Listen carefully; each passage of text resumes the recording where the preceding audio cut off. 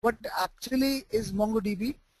So before actually going into the MongoDB thing, the first question comes, why was the need of MongoDB? Like there were, RDBMS, softwares available with us. There was SQL Server, there was Oracle. They were doing pretty good. So why the, rise of these NoSQL systems and all? Because the thing which was being felt all over was the amount of data is getting increased, very frequently, and the kind of velocity, volume, variety that data brings in, the relational RDBMS systems weren't actually able to grab things up and process that. Like, SQL Server or Oracle can easily take up to, 1 TB of data, but when it gets, up to the frequency of 1 TB, we can actually see the SQL Server and the Oracle struggling a bit in terms of efficiency and processing. So that was where, a thing came up, because, Twitter and Facebook are coming up with their own things, and we can actually see, like, you have an account, I have an account. Daily we are doing so many things on Facebook, Twitter. We are subscribing to some guy. We are, tweeting. We are commenting. So everything is getting stored somewhere, and all of these stuff, they don't have a schema in place. So we needed something which is actually schemaless, where we can add, whatever we can. We can write once into the database and read many times. We wanted some kind of a system, and there was, this Hadoop, the big data, the MongoDB, the NoSQL, all these things came up. So NoSQL in general, basically when it comes, that is the reason in the first slide I've specified in the beginning, in the middle it's big data, to the left it's MongoDB, and to the right it's NoSQL. Some people think, NoSQL is something completely, out of context with SQL, but it is not the case. NoSQL is, the SQL will be used as such as it is used earlier, but it is SQL plus something else. So that is not only SQL, we will be using some other features which will come into place. Yeah. So here is, what I was telling about, with the growing advent of data in the, years, it's a Gartner's report by 2015. The digital world will actually be inundated with close to 5 zettabyte of data.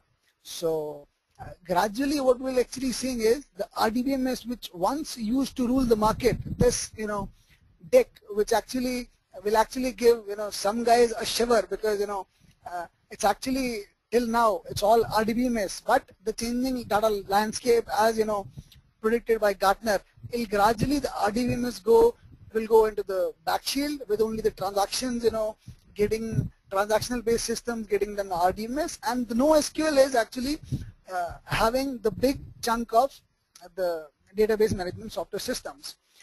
So, and in this NoSQL we have so many different flavors coming in, like, we have the graph DBs, we have the document DBs, we have the key value stores. These are all different flavors of NoSQL, like, so in that Apache Cassandra, MongoDB, HBase, Hive, Neo4j, they all come in. So the thing we will be concentrating on today, our thing is MongoDB as a part of the NoSQL catering to the big data problem. So the agenda for the today's presentation will be covering what is MongoDB, where actually relational databases go with the MongoDB, what is the difference between where does MongoDB stands out. The third point will be what actually MongoDB will achieve, which the earlier RDBMS systems were not able to achieve. Then we'll go into what are the key features of MongoDB, and then the two very important questions: why MongoDB, and when we need to actually have the MongoDB thing in place. So now, what is MongoDB? So MongoDB, we can say, is a document database. When I say a document database, in that I mean everything will be stored in a document. To be more precise, when I do it in RDBMS, suppose I have a collection in RDBMS, suppose I have a table employee, and there are two employees, one is Amit and one is Namit. So what will happen is two columns will be framed, one will be the name, one will be the age. So first row would be Amit, his age, and will be Namit, say 23. So that way RDBMS used to work. In MongoDB what will happen is, here the analogy to table is a collection. Here we won't be having a table, we'll be calling that same thing as a table as a collection. So MongoDB consists of collections, and in collections we have documents. Like coming to the RDBMS paradigm, we had tables. In tables we used to have rows and columns. In MongoDB we'll be having collections. In collections we will be having documents. So MongoDB, the name has actually come from, humongous. When we say humongous, humongous is very large. So with the humongous we have took the Mongo, and there the MongoDB comes in. So MongoDB is actually able to handle a very humongous volume of data. That's where the name has come. It's very scalable, it's high performance, it's open source NoSQL database which is written in C++. The data, the language in which it is written is C++. And when I say it is scalable, by scalable I mean MongoDB and all the NoSQL databases, they are highly scalable. The RDBMS databases, they were not scalable. By scalable I mean all these NoSQL things implement, just wait a sec. Yeah, all the other, all the NoSQL things are highly scalable. By scalable I mean they all implement, just wait a sec, all implement a concept called, a technology called commodity hardware. It's like all the data won't actually be stored on one node. It will be segregated across a cluster in which the data will be distributed among a cluster, among different nodes in a cluster. In that way, the database becomes scalable. We can actually scale it. And all the RDBMS things, they used to actually be vertical scalable. Like, we have a SQL server and the data has grown up to, a certain limit in which the server can't actually able to handle that. So in that way we increase the capacity of the server. We can increase the hard disk, we can increase the RAM. So that is called vertical scalability. We're increasing the capacities of the individual server. The scalability which NoSQL systems and the MongoDB specifically comes up with, horizontal scalability. When we want more data to be accommodated in the database, we horizontally scale the system. We add a commodity hardware and we distribute the data across that. So that was what was scalable all about. It's high performance because of the fact, like, the data, it's actually able to handle a very large amount of data, and the processing time, because it's all distributed, it gets faster, and it's open source. We don't need a license for that. So that's the first thing. So new database technology like MongoDB is the need of the day to facilitate. That's the same thing which I told, like, the horizontal scaling of the data layer. And yeah, so very interesting thing is, why among all the NoSQL databases MongoDB is actually coming up. One very big reason for the same is all the social media sites, they in general produce data in the JSON format, and the native format in which MongoDB comes up with is also JSON. So that's like, the internal compatibility is very easy between all the social media sites like Facebook, Twitter, Orkut and all those things, LinkedIn, with the MongoDB, because in general the native thing is still the JSON. So the JSON, it's actually a JavaScript object notation. If I actually abbreviate it, it becomes JSON. So JSON is nothing but a key value pair. Like, and the front thing, if you see to the left image, MongoDB, behind that its name is the key and Mongo is the value. Type is the key, DB is the value. So this is one document. In this document, we have two keys. One is name, one is type. Mongo thing has been assigned to the name key, and DB value has been assigned to the type key. So we can say in a RDBMS paradigm, the name and type are two columns, but In MongoDB, we don't call them this column, we call them as keys. Everything is stored in the form of a key and a value. So from this example, it will be very clear. The thing name Mongo type DB is a document in which name and type are the keys, and Mongo and DB are the values. So yeah, and the way MongoDB stores data is in the BSON format. And the BSON things gives us, gives MongoDB a flexibility to actually retrieve the data in a much faster pace, because everything is binary serialized. Everything is stored in the binary form 010101. So that makes the retrieving out very easy. So yeah, before coming up to relational databases, where MongoDB stands out, where is the difference between them, I like to summarize what actually MongoDB is. MongoDB is a document-based database which helps us in handling the problem of big data. And one thing which puts MongoDB in a very special place in this thing is scalability. We are actually able to scale things up on different nodes. We are able to place it. And to summarize it even more, the native language of the native format in which the MongoDB stores things is JSON, and it is actually built in C++. So things to carry it forward, in the mind, so that we can actually take things easier. The next process is MongoDB is a document-based database, which the internal native language is the JSON. Yeah. So when we compare MongoDB with relational databases,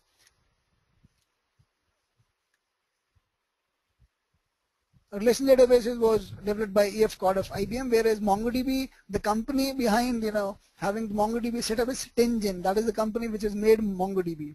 One very special feature of RDBMS used to be a certain schema. There was a certain schema in which the rows got inserted. Suppose we have created a table, and we've created a table called employee, and in that we have three columns: name, age, sex, and occupation. So a certain schema has been formed, and we'll be inserting rows according to that. So if I need to add another row of Reshma, so the Reshma record needs to have the name, age, sex, as well as occupation. One of them can go null, but we have to specify that specifically. So everything has to go according to a schema. We can't add one column, we can't delete one column. So whereas MongoDB is schemaless, and what I mean by schemaless is, there is a collection called employee. Please give a bit of note to my words. In RDBMS we had a table called employee. In MongoDB we will have a collection called employee. There I had two rows, Reshma and Namit. In MongoDB, in the collection employee, I'll be having two documents, one of Reshma and one of Namit. So the thing which stands out is, if I want to add a third record, a third document, Amit, and the only information I want to give of Amit is the name and the age. I don't want to disclose the occupation. MongoDB allows me to do that, whereas RDBMS won't allow me to do that. In MongoDB, I can add a third record. I can only give the name and the age with the Amit record. And the key in all the three things would be the name, Amit, Namit, Reshma, and all will be the values. Now I want a fourth record which actually has 5 columns. His date of birth is also into the record. So I can actually play with the schema. I can easily add columns. I can easily delete columns also. Whatever be my requirement, if I want to add 100 values to that key, I can do that without altering the collection or the table. In RDBMS, when we have to do that, we need to alter the table structure first. We need to add it, and then also if we have increased the column thing from 4 to 5, we need to actually, when we enter the next record, we need to enter 5 columns itself. The next thing is, but RDBMS used to come with a very rich set of functionalities. from joins to transactions to querying to sub-querying. RDBMS used to give us a very huge rich set of functionalities to handle the data, whereas MongoDB in general is comparatively thin when I talk of functionalities. Two very big features which MongoDB does not give, which RDBMS used to give, was one is the joins and one is the transactions. We can't do joins in MongoDB. We can't use transactions in MongoDB. People learning MongoDB on the very forefront, if they are told like, we can't be, we won't be able to do transactions and join in that, they'll be a bit surprised, like, what is happening? Why not this? But the kind of places where we use MongoDB, there we don't actually need transactions. We don't want transactions to keep in place. I'll come to that topic further, like, why the joins and why the transactions, even when we are not able to do that in the MongoDB, why that is not a showstopper or a roadblocker here. Yeah, RDBMS could have handled only structured data, as I told, like, we need a schema in place. We'll enter the data, it'll be entered as a, as the schema is specified.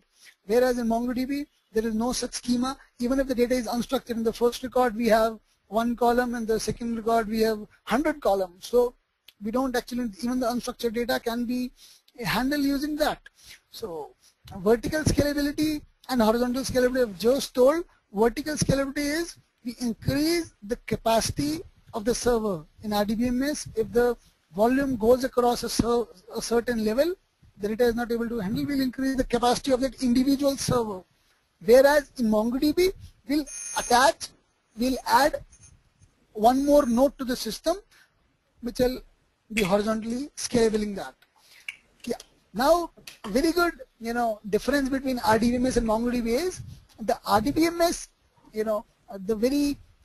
the basic structure of RDBMS is, the principle in which RDBMS works is ACID. ACID is atomicity, consistency, isolation, and durability. Whereas MongoDB, just the opposite, it uses base. What I mean by base is, if I, make the full form of base, it's basically soft state, eventual consistency. What I mean by S here is soft state.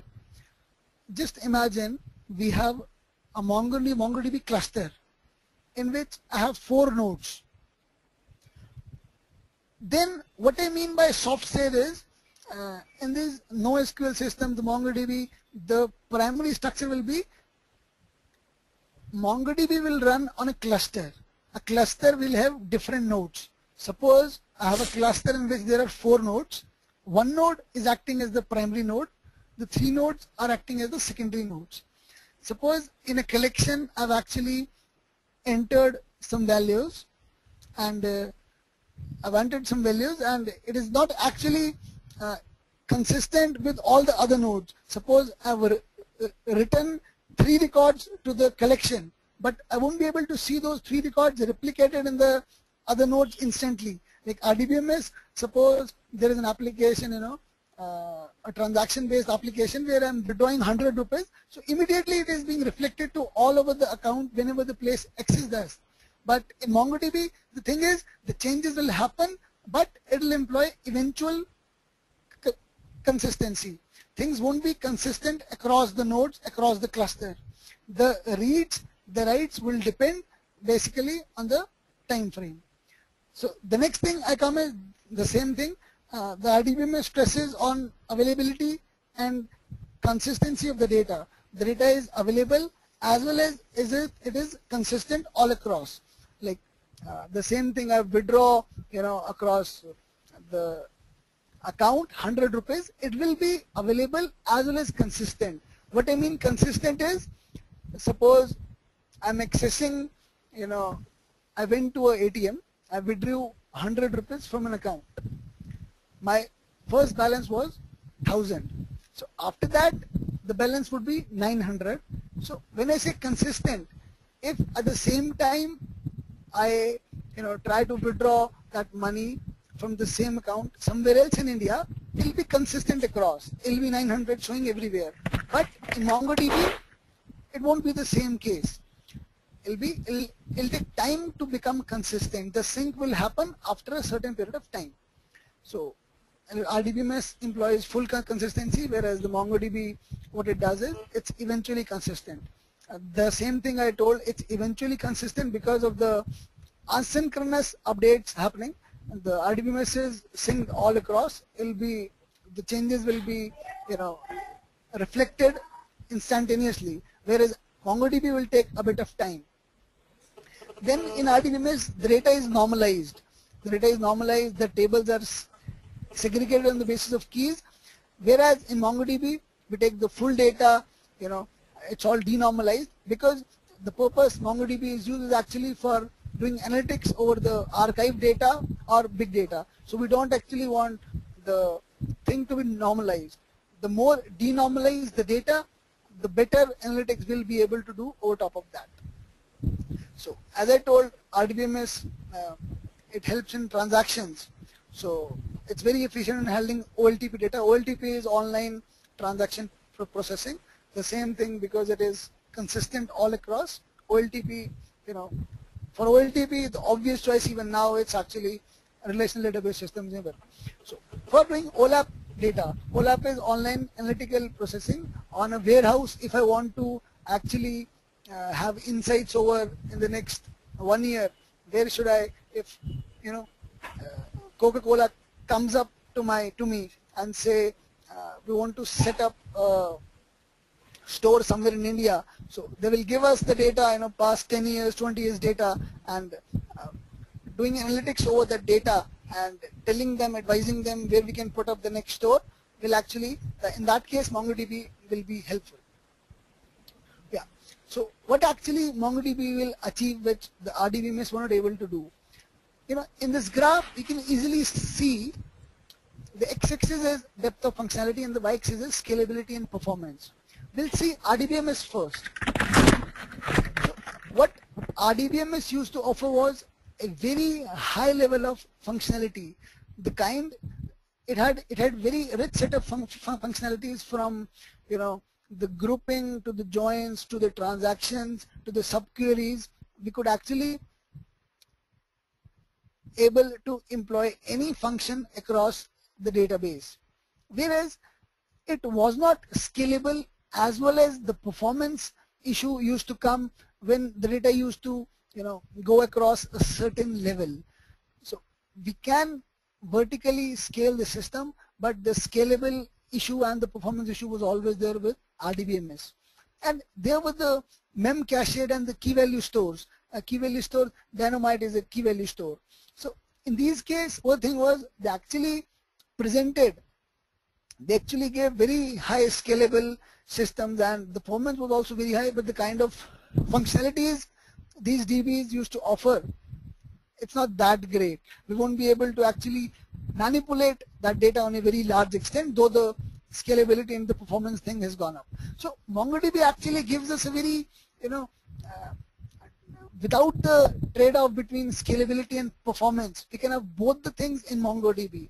Though the depth of functionality is a bit less than the RDBMS, the scalability and performance thing is on par with the mem cached and the key value stores. So without compromising much on the functionality, MongoDB is able to actually scale our system and give us better performance. So this is where MongoDB stands out, and you can easily see it bridges the gap between the key value stores, which are fast and scalable, and the RDBMS. So here I've specified no joins are there, but we can do the document transactions. The concept which MongoDB comes up is everything will be stored in documents, but we can embed the documents. When I say embed the documents, if I have one record as Namit with some values, I can actually initiate another document within that Namit document entailing the list which Namit will be attributed with. So while we will be doing the practical thing, that will be more clearer then. So fast scalable read write, because it is distributed and scalable all across the system. We're able to read the things very easily and with a much faster pace in MongoDB. Yeah.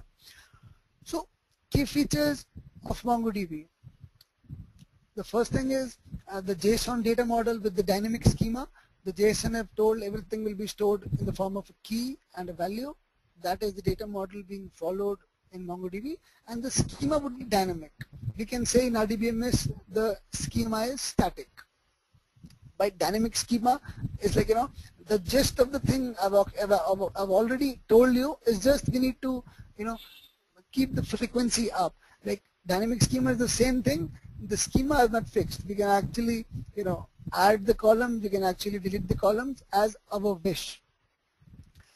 Flexible full index support. Though it is a NoSQL system, we can actually, put indexes on the collection on the particular keys we want, and that will help in, the performance optimization and things.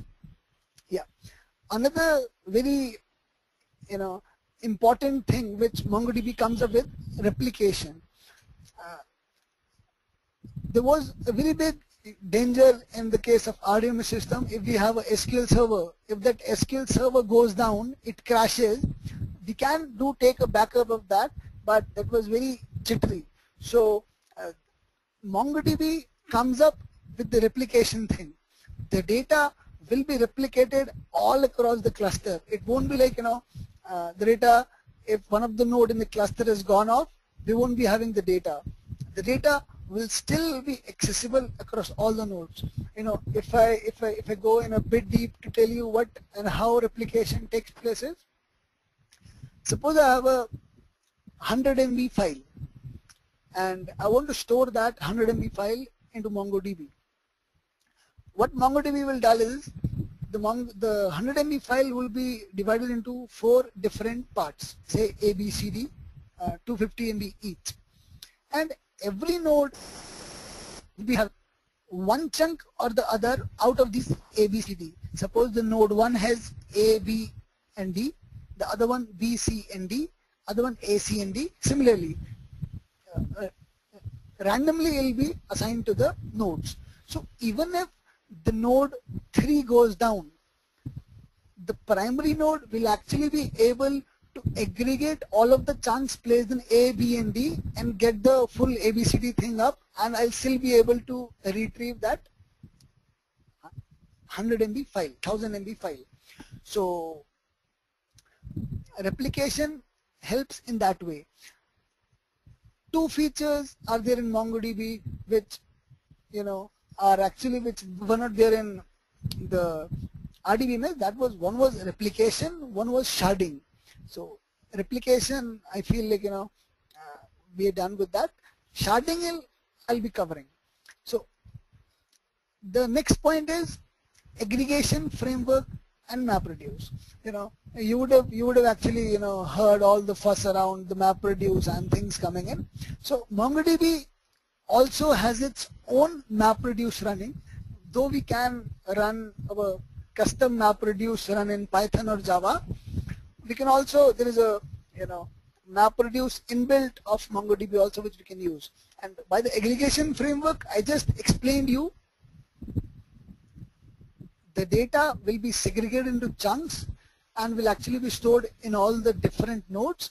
And while we retrieve that, it will be aggregated across different nodes and presented to the name node.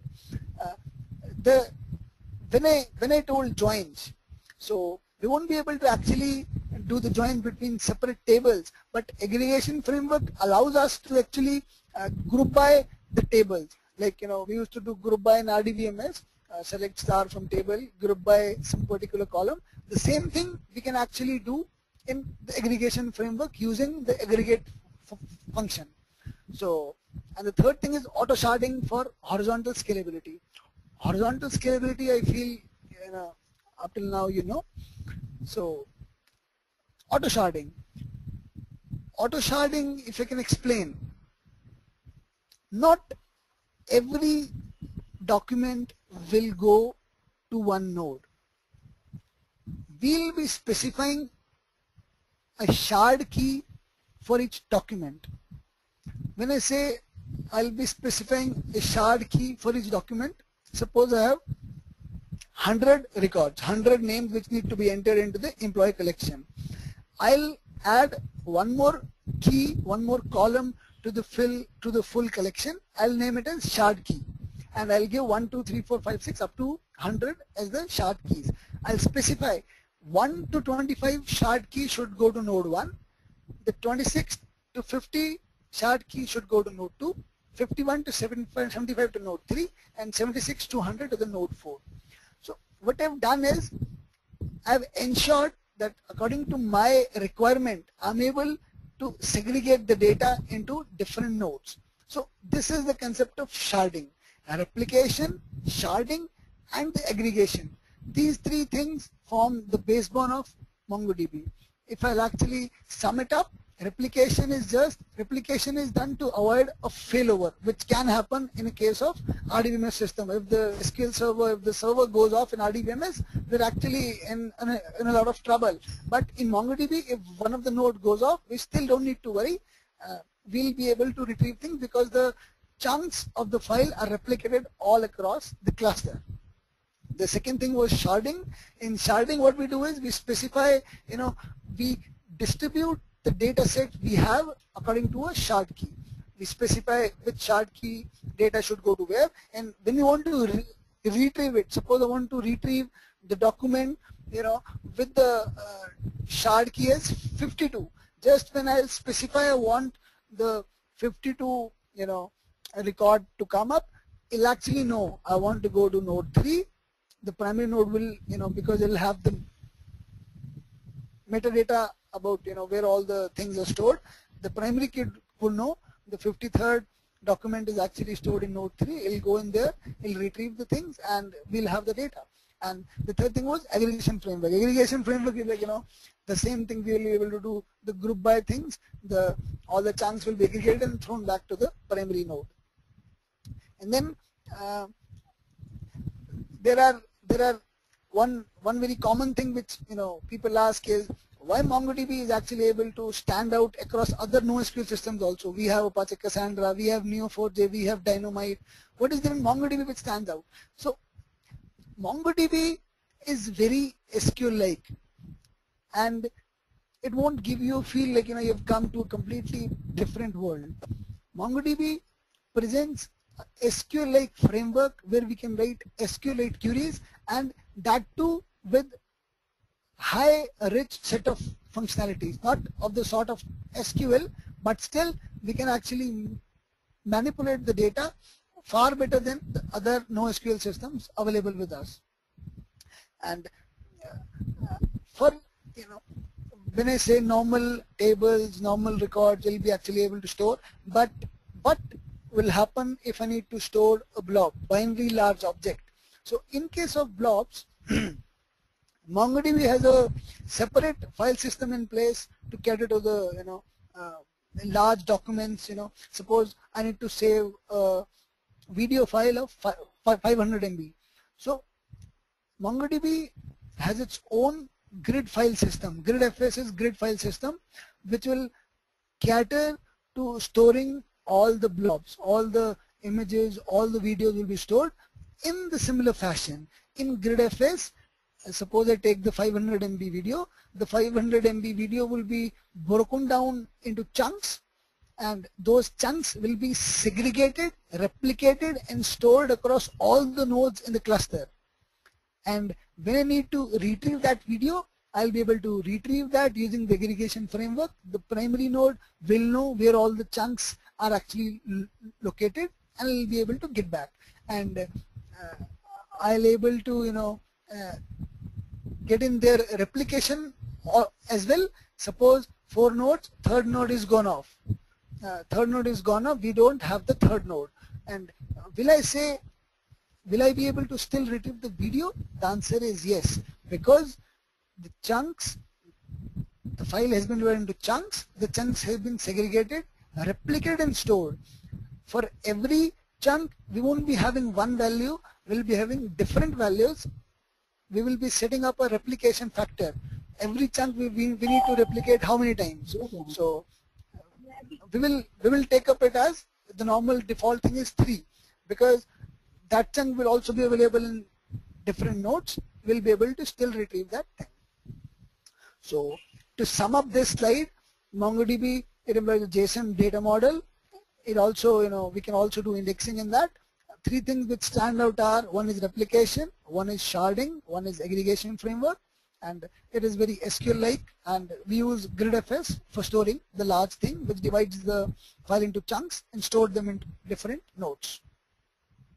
Yeah, then thing comes, I've actually covered them, covered this slide in the, previous slide itself. Why actually MongoDB? Because, it's very agile. We don't need to stuck somewhere. We don't have a fixed schema where we need to do things at. When I say it's agile, by agile I mean it's continuously incremental approach. It's not like I fix the schema, I'll be doing things accordingly. It'll be like, as my requirement goes, if I want a record with 1000 columns, I'll be able to do that. If the next record comes with only 2 columns, I'll be able to do that also. So within the agility comes, the MapReduce thing for the better data processing.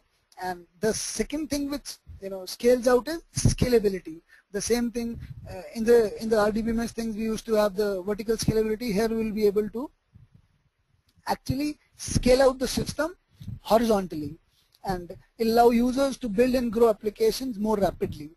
The third point is, I didn't cover auto sharding.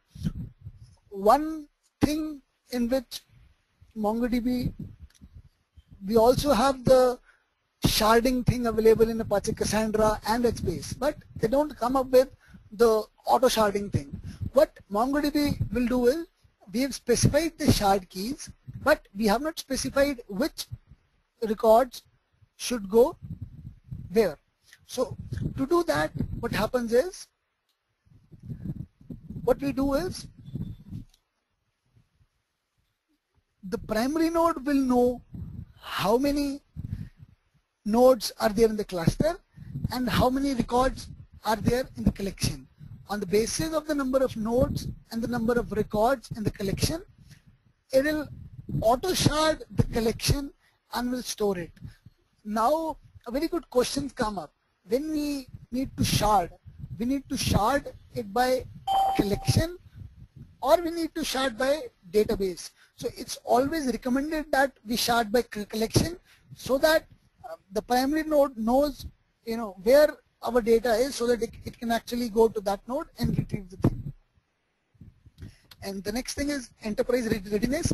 It's actually, some people say when Hadoop is there, MongoDB won't able to come into picture because Hadoop has took all the limelight and all those things. Hadoop is the thing driving. But in Hadoop, the configuration part is very, very difficult. We have separate things for everything. While MongoDB presents one single interface where we can actually do the replication, do the sharding and all those stuff. And the data integrity, it was not earlier in the MongoDB previous versions, but the MongoDB new version 2.4 which has come up, it has come up with the journaling and the write once thing.